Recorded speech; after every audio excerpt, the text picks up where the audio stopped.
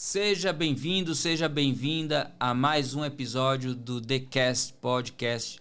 Dessa vez com um apresentador um pouco mais cabeludo. Estamos iniciando aqui uma nova fase em que, vez ou outra, gente diferente apresenta o programa, ora junto, ora separado, com o nosso querido Jaelson, que hoje me passou essa responsabilidade de entrevistar essa incrível convidada, que eu vou precisar dos óculos para apresentá-la como ela merece. Com licença. Hoje nós estamos aqui com Isadora Padilha.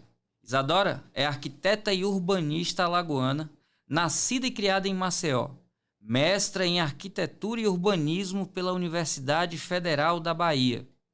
Ela foi presidente do Instituto de Arquitetos do Brasil, Departamento de Alagoas, IAB-AL, e fundadora do Instituto para o Desenvolvimento das Alagoas, o IDEAL, onde hoje ela elabora e executa projetos de desenvolvimento local, comunitário e regional, atualmente na função de presidente da instituição e coordenadora do projeto Cidade de Afetos, com atividades envolvendo os bairros comprometidos pela subsidência na capital, inclusive dando origem a esse livro que a gente vai falar já um pouco mais sobre ele. Atua ainda enquanto articuladora institucional do Movimento dos Povos das Lagoas e conselheira do Plano Diretor de Maceió, e tem foco em trabalhos voltados para o Complexo Estuarino Lagunar Mundaú Manguaba. E, além de tudo, é uma pessoa simpaticíssima, de conversa fluida e agradável, e que eu queria agora que ela particularmente falasse um pouco dela. Já que o tema é um pouco espinhoso, vamos conversar de forma leve, falando um pouco da sua história, Isadora. O que te trouxe até aqui? Bom, primeiro deixa eu agradecer, né? Eu agradeço o convite de estar aqui para falar sobre esse tema, sobre vários temas, na verdade, porque vocês vão ver que isso puxa uma série de coisas em relação à questão da cidade, em relação à questão de várias coisas. Essa minha área primeira, dentro da arquitetura e urbanismo, é patrimônio cultural. E quando você me pergunta o que me trouxe até aqui, foi justamente esse vínculo. Eu sempre me envolvi com a área cultural desde a adolescência, e isso me levou à arquitetura, e dentro da arquitetura me levou a trabalhar com patrimônio cultural, me levou a me encaminhar para o lado da memória, o que eu chamo de hoje de memória do lugar, que é o tema no qual eu fiz meu mestrado lá na UFBA, como você leu na minha apresentação. E o meu tema de mestrado, particularmente, foi sobre a região lagunar. Então, eu tenho, desde 2012, de maneira mais direta, na verdade, desde 2009, quando eu fui para o mestrado, e quando me formei em 2012, né, quando concluí, eu tenho voltado todas as minhas indagações, as minhas construções profissionais e pessoais, inclusive, para esse lugar. Para essa questão de memória, mas para esse lugar, né? Para esse lugar dentro da cidade, do estado. O Complexo Lagunar, não é todo mundo que sabe sobre isso, mas é uma coisa que eu procuro sempre enfatizar aonde eu vou. Ele é o que dá nome ao nosso estado, né? Alagoas é um termo geográfico antigo para lagoas. Então, lugar das alagoas é lugar das lagoas. Nós não temos essa ciência de maneira generalizada no estado, o que é uma pena. Talvez isso nos levasse a valorizar mais esse ecossistema. E também não temos essa consciência generalizada em relação a outros aspectos da memória. Então, nós conhecemos pouco sobre história. Eu, inclusive, fui para o mestrado quando eu descobri sobre isso, quando eu descobri que eu achava que eu sabia muito sobre a história da cidade e do estado, e, de repente, me deparei com uma riqueza que quase ninguém conhecia sobre a região lagunar, sobre a história de Maceió, sobre a história do estado de Alagoas, que passa por esse lugar, porque passa pelo povoamento desse território, né? O território que é formado pelos canais e lagoas, pelos portos que dão origem a povoados, que dão origem a bairros da cidade, lugares que têm nomes de água, a presença da água fortemente associada a esse território, que viria a ser o estado de Alagoas, mesmo quando ele ainda era a capitania de Pernambuco, né? Então, essa presença muito abundante de água, de matas, que deu origem a algo que no meu trabalho eu enfatizo, mas que vem de várias pessoas antes de mim, vários pesquisadores, pensadores diante de mim, que é o termo cultura anfíbia. Então, esse termo é um termo absolutamente identitário para nós, de modo geral, alagoanos, e, no entanto, é um termo tão pouco conhecido. A presença da água é algo tão pouco conhecido aqui, e essa importância desses lugares para a identidade é tão pouco conhecida aqui. Então, isso foi me levando para vários caminhos. Foi me levando para trabalhar, foi me levando para fundar o Ideal, né? Eu me formo em 2012 e em 2013 eu fundo o Ideal. O Ideal acaba também, depois de um tempo, se encaminhando fortemente para esse foco do ambiente lagunar, do CELM. E aí, também nesse caminho, eu começo, por ser arquiteto urbanista, por estar numa posição dentro do IAB, num certo momento da minha vida, né? E essa questão da catástrofe que nós estamos vivendo na cidade surgir, nesse momento eu começo a me encaminhar para um posicionamento enquanto profissional, enquanto presidente na época da instituição, e depois eu começo a me encaminhar para isso dentro da minha vida profissional como um todo. Isso chega no Ideal, e quando nós começamos no Ideal a atuar com propostas nesse sentido, unindo a questão do patrimônio cultural com a questão do que está acontecendo, dos bairros, das pessoas, da perda efetiva desse patrimônio, da perda efetiva dessas referências culturais, das referências de memória, dos lugares, que alguns deixam de existir completamente, como é o caso Mutange. Então, isso começa a integrar a nossa prática permanentemente, com projetos que vão se tornar permanentes. E aí, também, nesse meio de caminho, surge o livro que você mencionou. Então, são vários aspectos, né, de trabalho envolvendo memória, patrimônio, arquitetura, cidade, urbanismo, e que vão gerar diferentes propostas, diferentes possíveis atuações nesse campo de um modo geral. Muito rica essa primeira fala. Pedir licença aqui aos professores de biologia, minha formação é na área de física, mas só para tornar claro como é assertiva a palavra anfíbio. Anfíbio é o tipo de ser que inicia seu ciclo de vida na água e termina em terra. Então, para um estado que começou em torno da água e se estabeleceu em terra, anfíbio é muito significativo do ponto de vista científico também. Eu não sei se alguém já tinha falado desse jeito com você sobre isso. Não, mas eu já ouvi várias interpretações do termo anfíbio, inclusive do ponto de vista de você se caracterizar como alguém híbrido, né? Como alguém que transita em vários segmentos, em várias áreas de conhecimento. Isso também caracteriza, às vezes, pessoas anfíbias. Eu já ouvi várias interpretações, todas elas são muito interessantes para caracterizar um aspecto de identidade. Identidade. Uma outra coisa que eu acho importante, porque, Isadora, a gente, só pela sua introdução, dá para perceber que a gente poderia fazer vários episódios com temáticas diferentes e todas elas relevantes. Mas eu queria falar, em particular, usando o livro e também toda a sua pesquisa, sobre possibilidades de intervenção no espaço público, principalmente a partir da temática da catástrofe urbana que acontece em Maceió.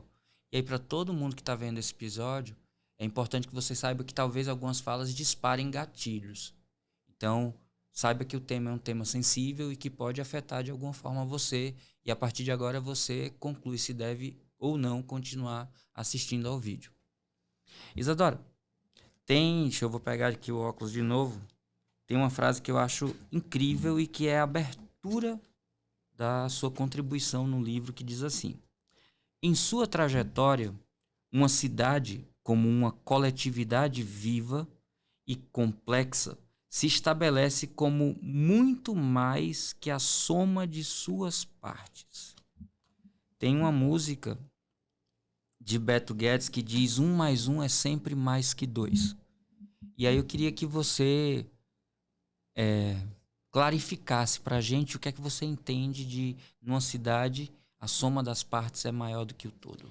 Eu acho que nós podemos exemplificar isso justamente falando sobre esses bairros que estão desaparecendo nesse território afetado pela subsidência, né? Hoje, por exemplo, nós temos o bairro do Mutange como completamente desaparecido. Ele não existe mais.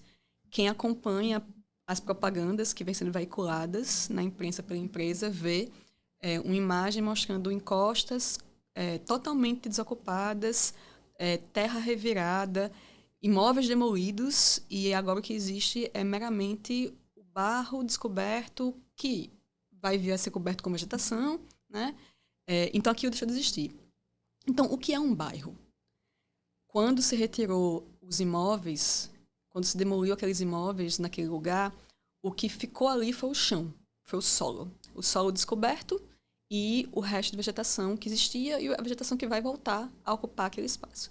Então, o bairro em si, ele é o chão, ele é o solo, ele era aquelas casas construídas ali. Então, o bairro, ele é meramente um espaço físico ocupado por imóveis físicos onde as pessoas estão?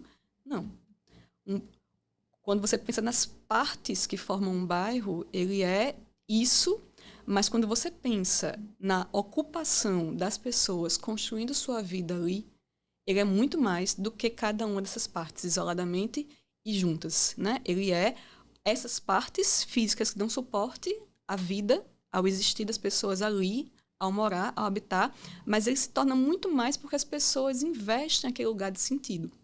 Investem naquele espaço de sentido, ele se torna um lugar.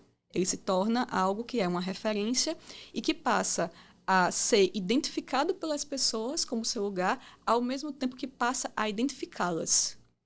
Então, as pessoas passam a se referir. Eu sou do Mutange, eu sou de Maceió, eu sou de Alagoas. Isso é muito maior do que o mero suporte físico, as paredes, né? Ou como diz um poema do Carlos Pronzato, no livro que ele lançou de poesias sobre essa questão da Braskem também, o que afunda não é uma casa, né? Não são as paredes, não são as portas, as janelas. O que afunda é a vida das pessoas investida ali, as memórias postas ali. Então, uma cidade é muito mais que a soma das suas partes, porque as partes isoladas que compõem uma cidade, elas podem ser decantadas, elas podem ser divididas, mas a vida que compõe um lugar não pode. A vida que compõe um lugar é um todo indivisível. E quando você afeta um lugar dessa forma, você não está mexendo apenas no chão, nas paredes, você está mexendo em algo muito mais complexo, vivo e rico. Porque você está falando de pessoas aí, da vida das pessoas nesse lugar.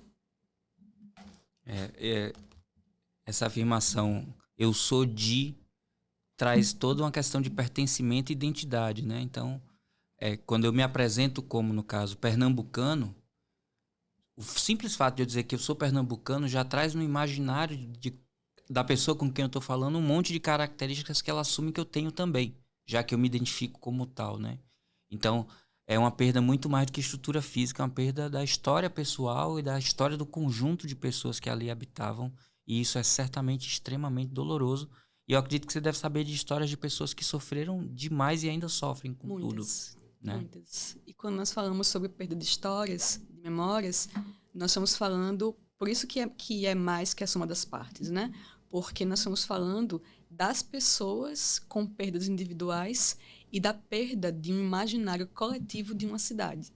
Então, não é só dizer, quando nós dizemos que essa questão não é uma questão dos bairros, não é a questão dos moradores e ex-moradores, é uma questão da cidade e do Estado. Isso não é só retórica, isso é algo factual. Essa é uma questão da cidade porque a perda é da cidade. A perda é uma perda concreta em termos de você perder vias, por exemplo? Ela é concreta em termos de você perder vias. Você perde uma via que era uma alternativa, vamos dizer, a Fernandes Lima para algumas pessoas. Mas você não é só isso que você está perdendo. Isso já é uma perda muito grande para uma cidade que tem uma via congestionada como a Fernandes Lima. Mas não é só isso. Você está perdendo para a cidade referências. Então, você perde para a cidade referências que constroem o imaginário das pessoas há séculos, há décadas, mesmo que às vezes nós não tenhamos consciência disso. Mas por estar ali construindo romances, histórias, filmes, enfim, obras que aconteceram no meio do caminho e que representaram para pessoas durante gerações o viver delas naquele lugar, aquilo é uma perda, algo que você pode imaginar que futuramente as gerações não vão conseguir compreender. Porque aquele bairro ele deixa de ser um bairro, factualmente, porque como um lugar pode continuar sendo um bairro se você retira as pessoas que fazem aquele espaço público, né? E mais, se você retira até o suporte físico, né? O suporte físico, ele não é a memória em si, mas ele é o suporte da memória. A memória, ela pode continuar existindo sem o suporte físico, mas ela se torna muito mais frágil, se torna muito mais fácil de desaparecer, né?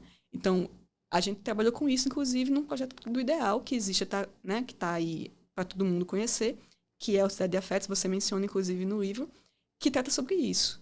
De modo geral, quando se fala de patrimônio, se fala de educação patrimonial.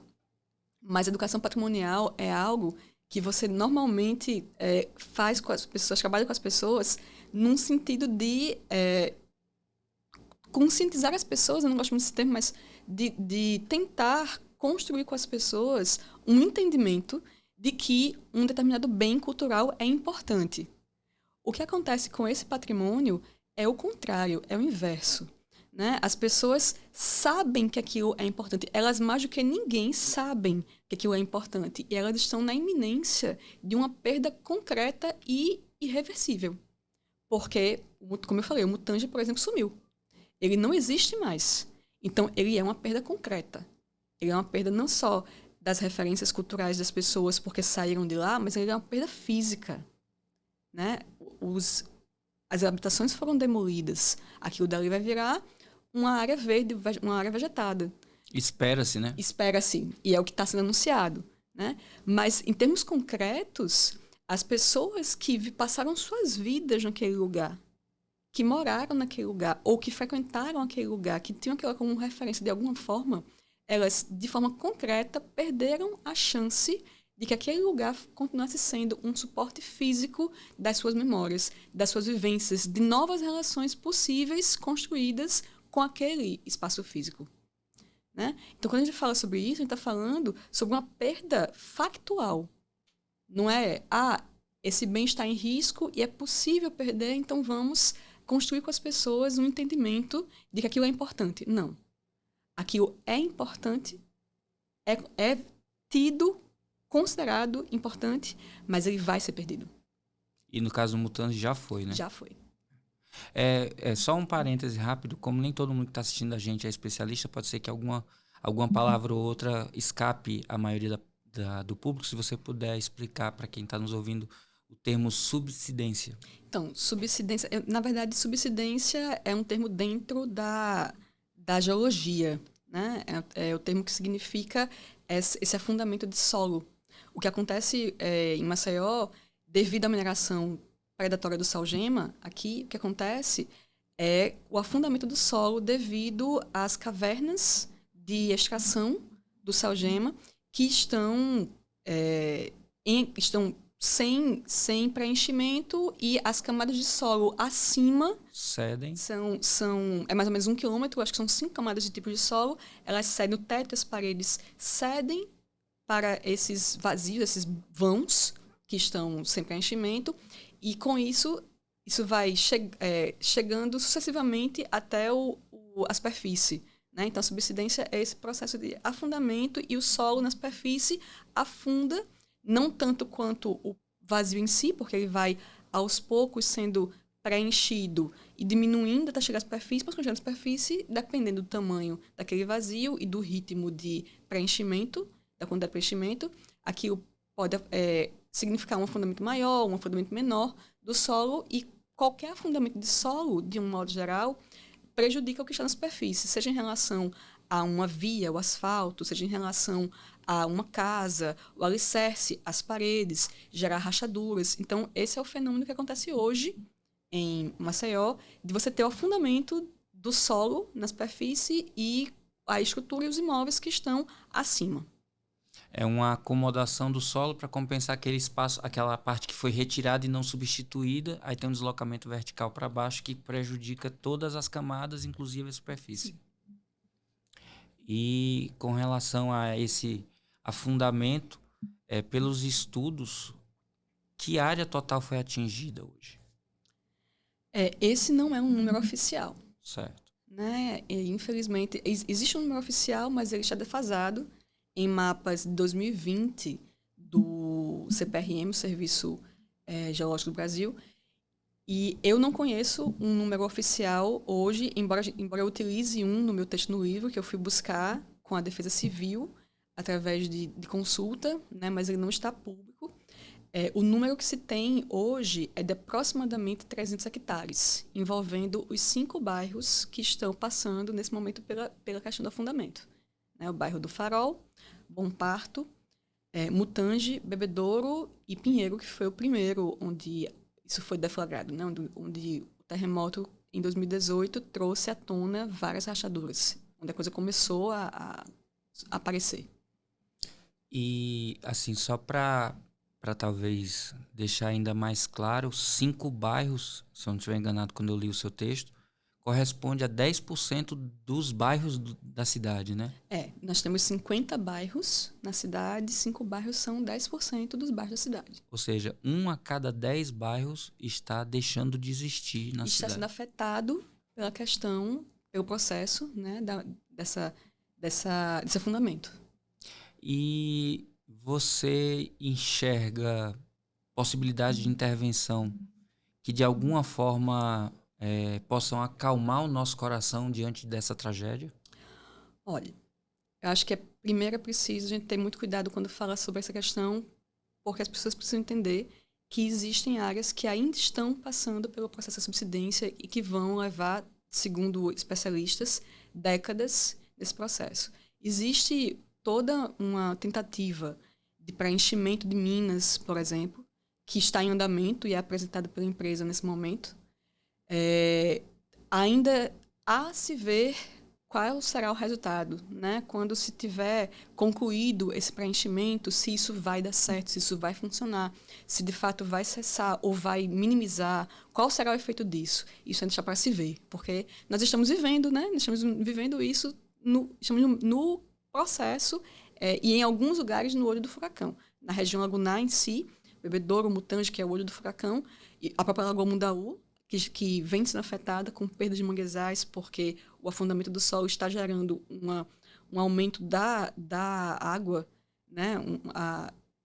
A subida da água em relação à margem, em relação ao mangue, em relação a próprios imóveis que estão ali e tal, com risco de alcançar a pista. Já tem, inclusive, a linha férrea interrompida no próprio Mutange por questões de risco, né?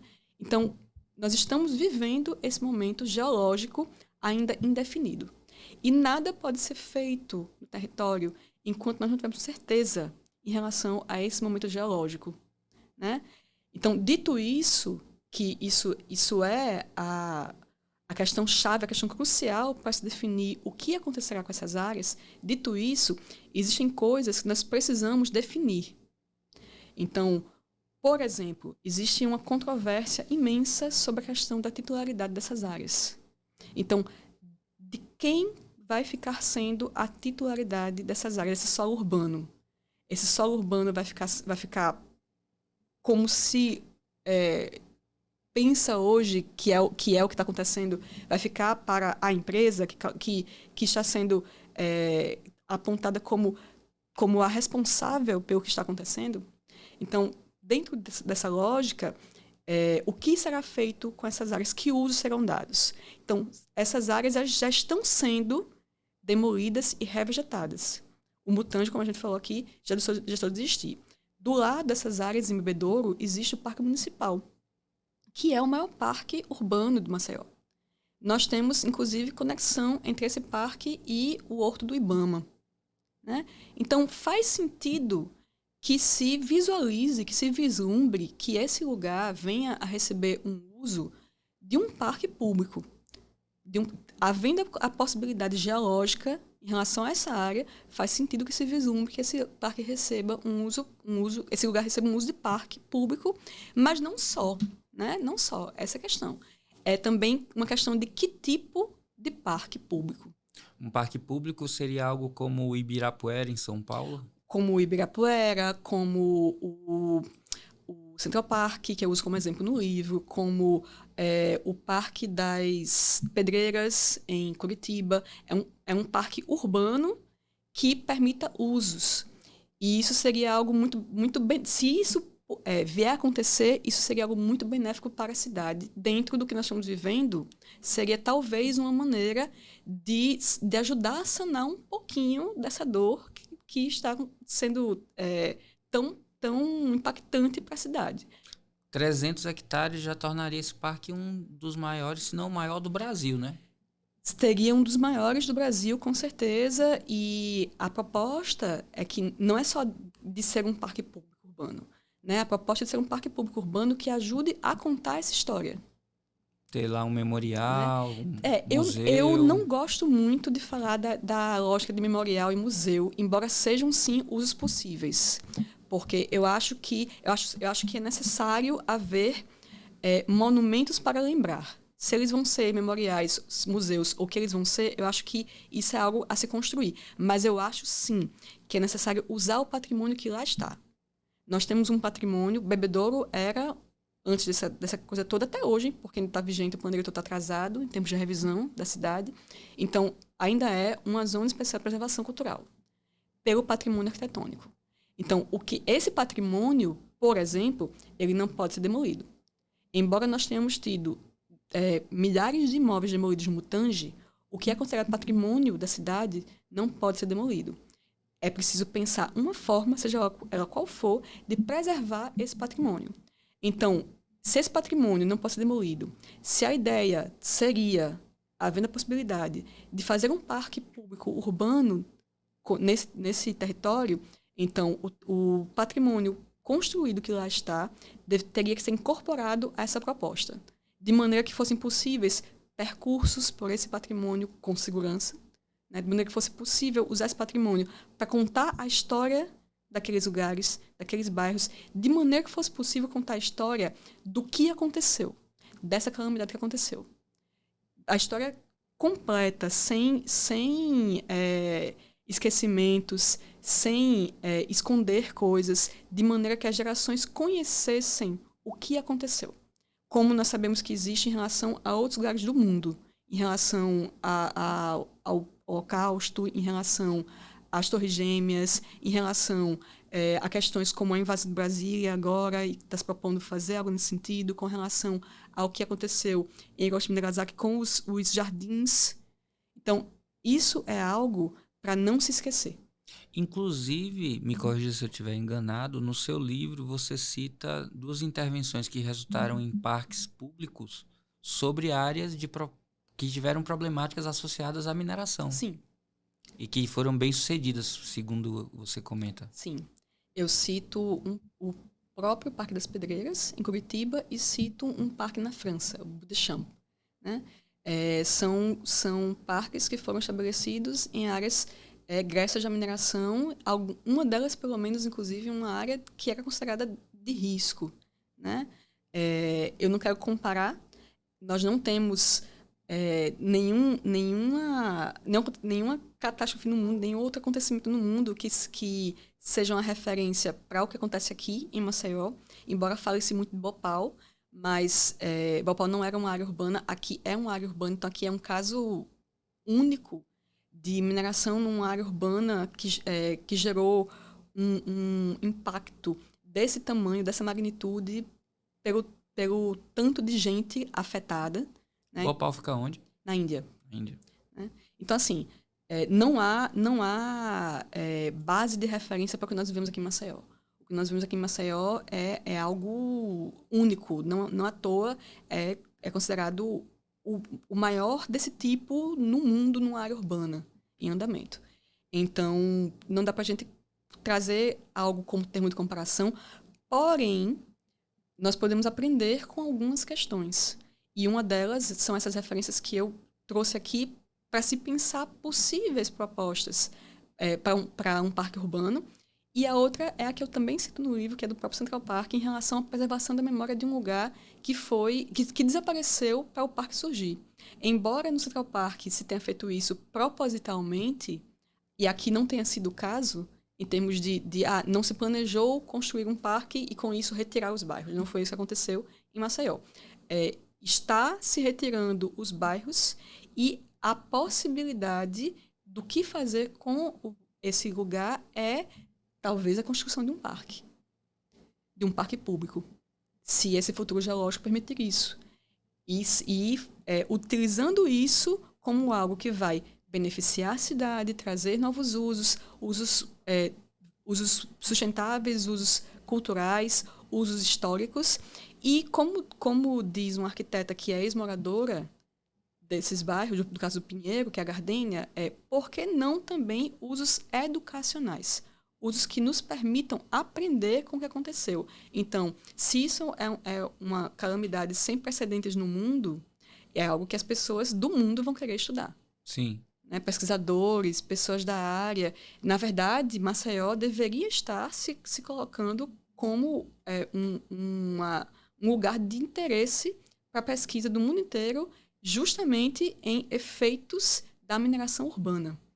E na vanguarda de se colocar contrária à mineração urbana, porque, como eu já ouvi de um técnico do CPRM, por mais que não foi o caso aqui, mas por mais que se diga que existem fatores de segurança que você pode empregar para que a mineração urbana seja segura nas áreas e não afete, existe um princípio chamado princípio da prudência, que é o princípio que impediu que se fizesse o metrô em Atenas na época das Olimpíadas da Grécia. Ia-se passar um metrô embaixo do Partenon, que é um sítio histórico patrimônio da humanidade. Havia toda a garantia técnica de engenharia de que aquilo não ia afetar. No entanto, o risco, se houvesse algo, era muito maior do que qualquer benefício que aquele metrô pudesse trazer, porque era a perda de algo sem precedentes na humanidade, que era todo o sítio arqueológico, histórico, patrimonial da Grécia Antiga, berço da civilização. Né? Então, não foi feito. A lógica a ser aplicada, na minha opinião, e de vários técnicos que eu conheci do CPRM em relação à mineração urbana por mais que se tenha garantias técnicas de que fazendo tudo certinho não se vai afetar a área urbana, nós estamos falando de vidas de pessoas. Então, o princípio da prudência nos diz que não deveria haver mineração em área urbana. A mineração deveria ser em áreas possíveis, isoladas, de maneira a não causar dano a vidas. Puxando esse gancho de que Maceió podia estar protagonizando aí um estudo de referência até para se opor à mineração urbana, os pesquisadores na área de arquitetura, urbanismo e as áreas afins como engenharia, geologia de Alagoas têm feito pesquisas, trabalhos, publicações nesse sentido? Olha, mineração urbana não é a área da arquitetura e urbanismo. Né? O impacto dela, talvez? Então, eu posso... Se você me pergunta sobre o caso de Maceió especificamente, eu conheço, de modo geral, não só na arquitetura e urbanismo, né? De modo geral, eu conheço poucas pesquisas, infelizmente, poucas pesquisas acadêmicas que estão tratando dessa questão em Maceió, por incrível que pareça. Então, quando você olha para a universidade de um modo geral, né, eu não poderia te apontar muitos pesquisadores da universidade de um modo geral, todas elas, né, seja públicas ou privadas. Eu não poderia te apontar muitos pesquisadores que estão produzindo dados, e aí isso é um problema. Nós temos uma carência absurda de dados em relação a essa questão, dados oficiais, dados de credibilidade, dados produzidos pelas instituições de ensino. Sejam dados do teor da arquitetura e urbanismo, sejam dados do teor das soluções de engenharia possíveis, sejam dados do teor das questões das pessoas, as doenças causadas pelo que aconteceu, decorrente do que aconteceu, mentais e físicas, os danos ao meio ambiente, ao patrimônio, à infraestrutura, quantificados, levantados, tem poucos dados nesse sentido. E os que eu conheço hoje, que são de credibilidade, infelizmente, não são acadêmicos. Então, esse livro que você mencionou, ele não é de origem acadêmica, embora tenha aqui professores, porque Abel Galindo é um professor aposentado da UFAL, Edson Bezerra é um professor da UNEAL, José Geraldo Marques foi professor também da UNB, da UNB da Católica, se não me engano, em Brasília. José Geraldo Marques é professor aposentado, um dos articulado, na verdade, um dos criadores da botânica, se não me engano, no país, algo assim, mas ele é um professor aposentado pela Unicamp, se não me engano. Então, embora tenha aqui pessoas que são da área acadêmica, oriundas da área acadêmica, o livro não é um livro que veio da academia. Essas pessoas, de maneira independente, eu inclusive, se juntaram para produzir essa obra. E aí essa obra nasceu e foi bancada de maneira independente pelos autores. Quem trabalhou nessa obra, todas as pessoas que são citadas e agradecidas no início do livro, no prefácio, fizeram isso por amor à causa, do designer até a revisora da BNT, quem cedeu as fotos, enfim. Todo mundo trabalhou por amor à causa e o livro vem, nesse sentido, se bancando de maneira autônoma e independente. Há um lado bom nisso, nós não devemos nada a ninguém como autores e podemos falar livremente sobre o que nós quisermos. E é o lado de que a academia está, na minha opinião, em falta com relação a essa produção de dados. Né? Outros materiais que são de extrema importância são o que eu já mencionei, o Sede de Afetos. É um material que é de autoria da minha instituição, da instituição da qual eu faço parte, sou fundadora, que é o IDEAL. É um projeto que trabalha de oficinas de educação patrimonial, que trabalhou com moradores e ex-moradores e gerou um mapeamento afetivo, que é um recorte, uma amostra desses moradores, do universo desses moradores e ex-moradores, mas que se torna muito significativo quando você observa o quanto de referência foi levantado em relação a esses lugares, né? E ele está aí permanentemente, ele está disponível na internet em relação ao material que ficou armazenado tanto no mapa como no canal do YouTube Cidade de Afetos. São 72 vídeos com essas vivências produzidas. Há um material também que é recente, do ano passado, que é o História do Subsolo, que concentra uma série de informações. É o mais completo em termos de trazer informações para se pesquisar sobre o que está acontecendo. Há a reportagem da Jéssica sobre os danos à educação, que também é bem recente, do final do ano passado. Outras reportagens anteriores que saíram da Metrópolis, que se usou muito como referência e tal. E o documentário do Carlos Pronzato, que foi o primeiro material a ter uma amplitude nacional ainda no final de 2021, começo de 2022. Ele furou essa bolha, foi bater em São Paulo, foi largamente visualizado. Então, nenhum desses materiais é de cunho acadêmico. Nenhum.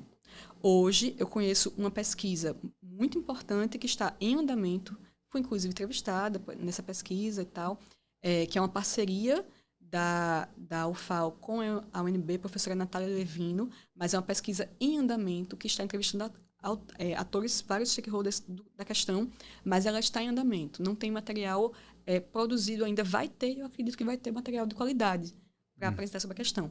Mas não existem dados produzidos de maneira acessível para as pessoas em relação a essa questão na academia. Embora existam tentativas de pesquisa, como a da professora Adriana Capretes, que é na área de arquitetura, urbanismo, patrimônio cultural, né? E existem outras pesquisas. A UFAL tem um projeto que ela divulga com muita... como é que eu posso dizer? Com muita... Eles se orgulham bastante de divulgar, né, um projeto que é com os animais da área, um projeto que atendeu 5.000 animais da área, né, com questões veterinárias, com abrigo, Esse é um projeto que está bastante... tem muitos resultados já produzidos, mas não é um projeto de dados, né? Não é um projeto de dados, assim. Então, não é de pesquisa. Ele seria o equivalente a uma extensão universitária, porque é feito diretamente, o atendimento direto com aqueles animais. Mas, em termos de pesquisas, eu vou dizer para você que eu não vislumbro nenhuma significativa enquanto dados produzidos. Eu vislumbro tentativas e coisas em andamento. Isadora, e quem quiser adquirir Rasgando a Cortina de Silêncios, ainda tem como? Tem. Como é que faz? Infelizmente, não mais na livraria, né? Nós não estamos mais na livraria leitura, infelizmente, mas com os autores do livro. Eu, particularmente, fiquei responsável, junto aos autores, por essa aquisição, para essa venda e aquisição. Então, posso deixar aqui meu contato para as pessoas que tiverem interesse Por em favor. adquirir. Então, através do WhatsApp 98231 1112. É uma forma de adquirir o livro, mas no Facebook nós estamos com um canal onde vocês encontram os dados todos a respeito do livro, inclusive o livro para aquisição pela Amazon, porque ele tem uma versão e-book. Certo. Né? Ele tem uma versão e-book que está disponível também para aquisição ou para leitura gratuita via Kindle, para quem tem Kindle também, está lá disponível. E breve, nós esperamos estar com novidades, porque estamos fechando já um acordo com uma livraria internacional de Portugal e a proposta é lançar o livro na versão colorida. Nós não conseguimos, infelizmente, pelo custo, lançar na versão colorida o livro físico, só o e-book. Então, breve estaremos lançando o livro colorido e será um lançamento internacional e aí sim ele estará disponível em livrarias de vários lugares do mundo. Essa articulação é com uma livraria ou com uma editora de Portugal? Com uma editora que tem livrarias. Certo, porque eu já ia convocar aqui amigos que eu tenho do Parque Editorial da Paraíba a incentivarem a produção de novos exemplares. Inclusive, se fosse possível, para esses amigos do Parque da Paraíba, que é um dos maiores do país, para que o livro pudesse ser disponibilizado gratuitamente para agentes importantes para reflexão sobre esse tipo de processo. Imagine que você ganhasse 1000 livros impressos com o compromisso de enviá-los para centros de pesquisa para provocá-los a olhar com um pouco mais de atenção para o que está acontecendo. Se acontecesse um patrocínio desse, os autores teriam interesse de disponibilizar para distribuição gratuita 1000 exemplares, por exemplo? Eu acredito que sim, teria que levar isso para os autores, para o organizador especificamente do livro. Né? Mas pegando o seu gancho, eu acho que uma coisa que ainda não foi feita aqui, inclusive, né? Pelos entes, de modo geral, pelas instituições de maneira geral, assim, sejam elas acadêmicas, sejam elas do poder público, executivo ou legislativo, esse livro não foi adotado de modo generalizado em faculdades, escolas, bibliotecas, para instruir os entes dos poderes constituídos, do judiciário, do legislativo, do executivo. Ano passado, houve articulação de uma audiência pública. Né? Eu tentei entrar em contato com a nossa bancada alagoana, por exemplo, para dizer que, poxa, o livro está disponível para leitura gratuita pelo Kindle. Né? Ele tanto poderia ser comprado para ser distribuído entre os congressistas, para instruir sobre o caso, como poderia ter sido adquirido a versão e-book, como poderia ser divulgado para as pessoas pelo menos lerem, pegarem um Kindle e lerem a obra, para se instruir sobre o que está acontecendo. Né? Naquela época, hoje nós tivemos recentemente, pela questão da própria oportunidade que surgiu com o patrocínio da empresa ao BBB 23, nós tivemos uma possibilidade dessa questão ganhar uma amplitude nacional. E ela ganhou uma amplitude nacional. Mas ano passado, na época da audiência, ela ainda era pouco conhecida fora de Alagoas. Então, havia a possibilidade de se usar essa audiência, de se usar esses entes para divulgar a questão amplamente. E o livro é uma ferramenta importante para isso, assim como essas outras coisas são ferramentas importantes para isso. Os projetos que eu mencionei, enfim. Mas o livro é algo que é informação permanente num formato científico. Sim, sim. Ele tem essa qualidade. E ele está, como eu falei, ele está disponível para quem quiser fazer a leitura gratuita via Kindle. E quem quiser adquirir, agora eu queria que você dissesse de novo, só chamando atenção, porque tem audiência fora de Alagoas, que o DDD é 82. Sim, né? é verdade. Então o WhatsApp é 82... Isso, 82 98231 1112. Se o pessoal da edição puder colocar na tela, facilita ainda mais para quem quiser adquirir o livro, entrar em contato via WhatsApp com a Isadora ou com o time da Isadora para... Como eu disse, no Facebook se encontra o livro pelo nome Rasgando a Cortina de Silêncios, e nesse caso estão lá também as informações sobre o WhatsApp, sobre o livro da Amazon, né? Enfim, sobre as possibilidades de aquisição. Certo. Então, importante porque é um canal mais completo, mas com o WhatsApp vocês com certeza vai ter gente da audiência mandando mensagem, querendo saber como receber o livro. E eu vou fazer chegar a quem de direito lá na Paraíba e de repente você vai receber uma ligação muito em breve, se eu ainda tiver com o prestígio que eu penso que tenho. Isadora, a gente está caminhando para os 10, 15 minutos finais. E aí eu queria que, se fosse possível, um exercício de futurismo, né? O que é que você vislumbra desde o cenário pior ao cenário ideal do processo que vai se desenrolar nos próximos anos? E dentre essas suas observações, eu queria que você, resgatando a ideia de pedrinhas e qual foi a outra que você falou que é na França? De pedreiras e... Ah, é o Parque de Beauchamp. De Beauchamp. De Beauchamp. Quem foi o responsável pela instalação e quem é o responsável pela manutenção? A empresa de mineração que anteriormente explorou o espaço ou o poder público que assumiu isso? Aí, juntando o que aconteceu lá com o que você pode vislumbrar, eu queria que você discorresse um pouco sobre as possibilidades. Então, em Curitiba, essa área se tornou uma área pública, né? O Parque das Pedreiras, embora ele tenha uma gestão privada hoje, mas é uma área de acesso público, né? É uma área acessível ao público. Quem já foi à Ópera de Arame sabe disso, que a área o parque é um parque de acesso público.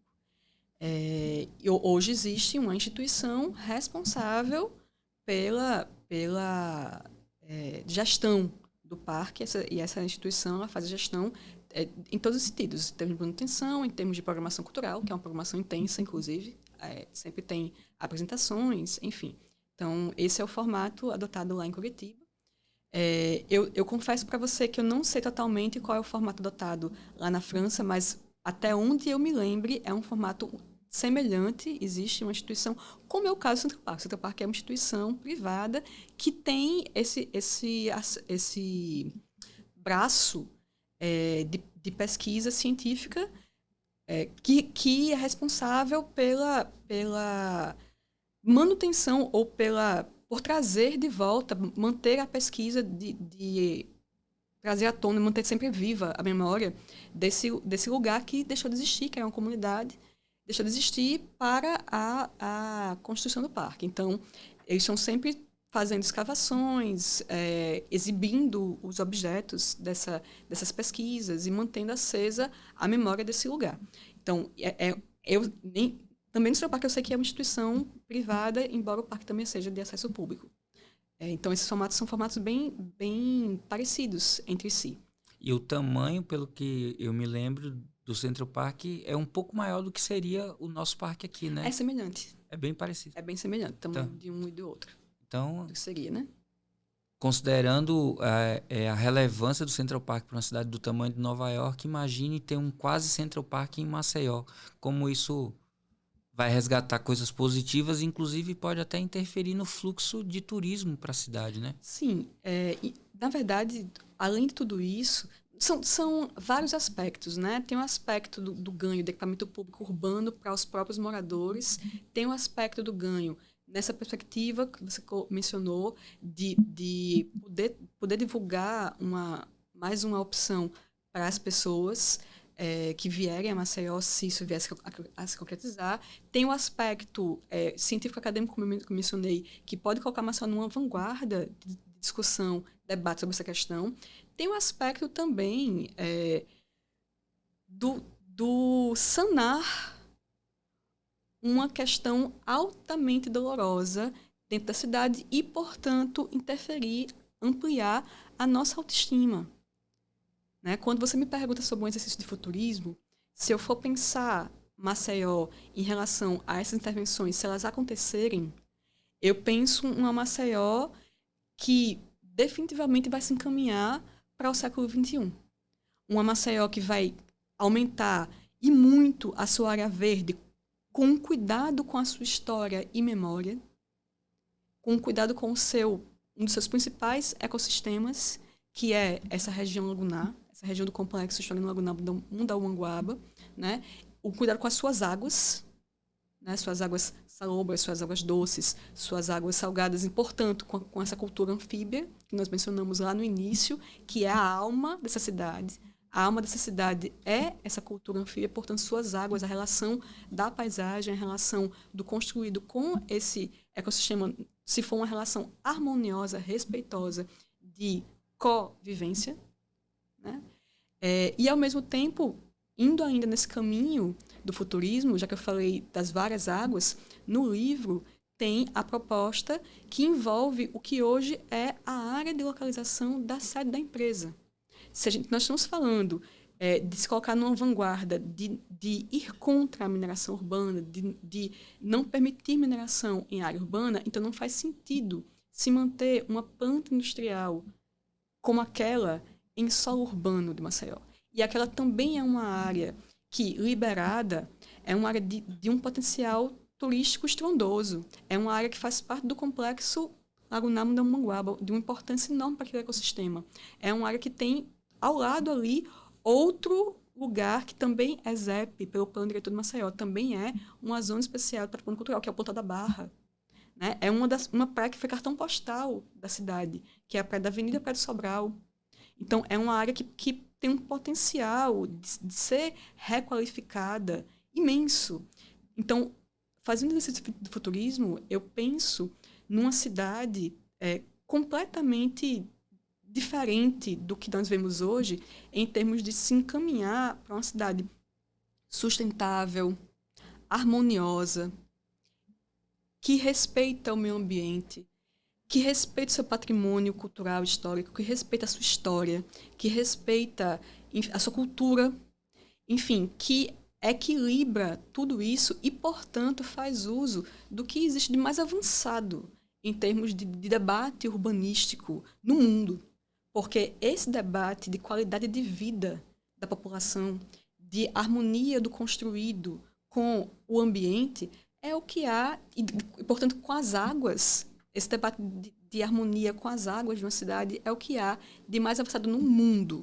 Se hoje as pessoas forem pesquisar as teorias de urbanismo, de planejamento urbano mais avançadas do mundo, elas vão encontrar uma, por exemplo, que é a Water Sensitive Design, que é, na tradução literal, desenho ou projeto sensível à água.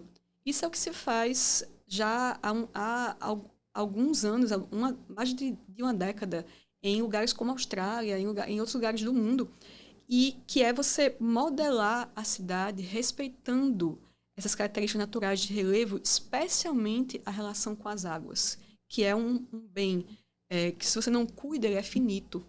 E ao mesmo tempo, porque não faz sentido, essa luta contra a natureza é uma luta vã, é uma luta inglória. Nós vimos aí o terremoto na Turquia. Né? Então, você se indispor com a natureza é você cavar a sua própria cova. E é o que nós fazemos quando promovemos esse tipo de mineração predatória, por exemplo, que afeta 60 mil pessoas, afeta 14 mil imóveis, afeta 5 mil empresas, afeta 10 mil postos de trabalho. Diretamente, fora todos os indiretamente assim. Fora todo o entorno que foi desvalorizado. Os familiares que têm que lidar com os problemas, né? Os familiares... Tudo, né? Desde o entorno desvalorizado, as áreas em alinhamento socioeconômico, os vários bairros hoje em Maceió que não conseguem pegar linha de crédito porque a Caixa Econômica não fornece mais, porque há um receio de até onde essa questão vai. Né? Então, a perda de manguezal da Lagoa Mundaú, o impacto na linha férrea que afeta outros municípios, como Marechal, como Rio Largo, Issatuba, ou o impacto em Marechal Deodoro com a construção desenfreada de quem foi morar lá. Né? O impacto que a empresa causou ao desvalorizar toda uma área da cidade pela sua mera presença, a presença da sua fábrica. O que seria... O que eu não gosto de dizer que o Pontal e o Trapiche seriam Ponta Verde, porque acho que cada lugar tem a sua característica única. Mas o Trapiche e o Pontal eram, antes da instalação da Salgema, as áreas vetores de desenvolvimento urbano da cidade. Maceió não se encaminhava para essa área do litoral norte, ela se encaminhava para se desenvolver para o litoral sul. Os principais hotéis daquela época estavam ali.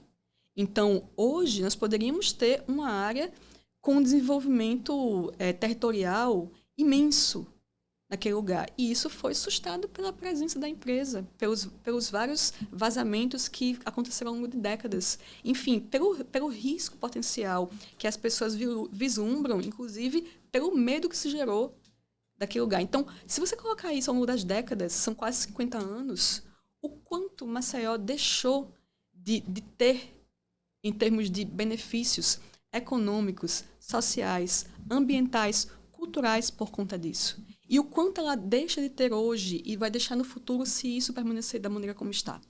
Você me perguntou exercício de futurismo, então o exercício de futurismo em relação ao continuar como está é esse, é a perda. É a perda efetiva dessas possibilidades de desenvolvimento. E o exercício de futurismo, no bom sentido, no melhor dos mundos que nós pudermos imaginar, é uma cidade que consiga reaver suas áreas, consiga reaver esse patrimônio territorial, ambiental, cultural, construído, e consiga, com esse patrimônio que ela venha a reaver, estabelecer lugares com qualidade de vida para os seus cidadãos e para aqueles que vierem visitarem. E como eu e como qualquer outro cidadão não especialista pode contribuir nessa luta por uma Maceió melhor, por uma Maceió mais próxima desse cenário ideal que você construiu? Uma das coisas é juntar a sua voz. Né? Eu acho que é fundamental compreender que essa questão não é uma questão dos moradores, dos bairros, ela é uma questão da cidade, ela é uma questão do Estado. Então, juntar a sua voz, há várias maneiras. Tem um abaixo-assinado aí acontecendo na change.org. Né? Se você pesquisar no Google change.org, hoje tem uma hashtag Braskem no Paredão, mas se você pesquisar por change.org, Braskem já aparece, um abaixo-assinado que já está com mais de 32 mil assinaturas. Então, é uma maneira de somar a sua voz. Nós conseguimos já algumas vitórias, inclusive com relação a isso. Conseguimos que o CONAR abrisse um processo de investigação em relação a essa questão da empresa. Nós conseguimos protocolos no Ministério do Meio Ambiente em relação a essa questão. Governo novo, então vamos ver se a coisa caminha também em relação a isso. Né? O Ministério novo, vamos caminhar com relação a isso. Mas nós temos levado isso adiante e várias pessoas, desde celebridades, pessoas como a Tuarão Cordeiro, enfim, pessoas que fizeram vídeos, publicaram nos seus canais. Então, é possível você tanto colocar sua voz assinando, como você gravar sua indignação e divulgar isso nas suas redes, você pegar essa bastante divulgar para as pessoas, você cobrar dos órgãos, né, cobrar da sua Assembleia Legislativa, o seu deputado lá, o posicionamento da instituição e dele próprio em relação a essa questão, como a Câmara de Vereadores de Maceió já fez com uma moção de repúdio, você cobrar ali o seu artista favorito, olha, você está sabendo disso, ou o seu jornalista, ou os políticos nacionalmente, porque essa é uma questão federal. Não é possível que nós tenhamos aqui a maior calamidade de mineração predatória numa área urbana do mundo e o governo federal não se envolva com isso de maneira a chegar junto, né? Com linhas, inclusive, de financiamento, para pesquisa acadêmica até soluções possíveis. Né? Isso é um caso único, então tem que ser tratado de maneira única também, de maneira diferenciada. Está na hora de se voltar os olhares federais para cá também, para essa questão.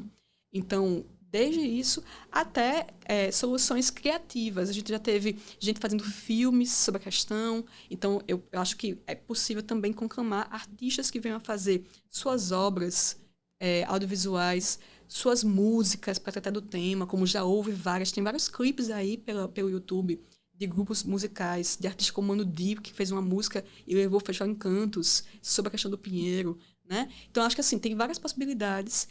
Cada pessoa pode encontrar a sua, mas é importante somar a sua voz e dar visibilidade para o que está acontecendo aqui. Que bom que o TheCast pôde abrir um pouco espaço para isso.